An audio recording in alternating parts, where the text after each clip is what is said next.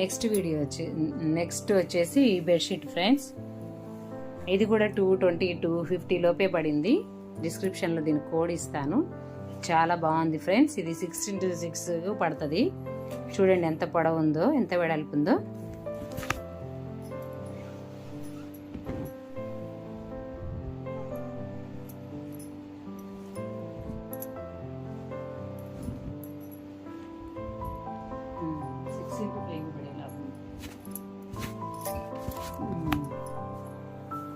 ఇది 6x5 అయ్యేలాగుంది.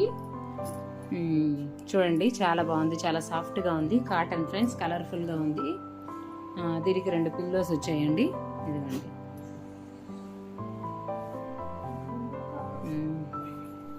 ఇవి 2 pillow covers వచ్చాయి.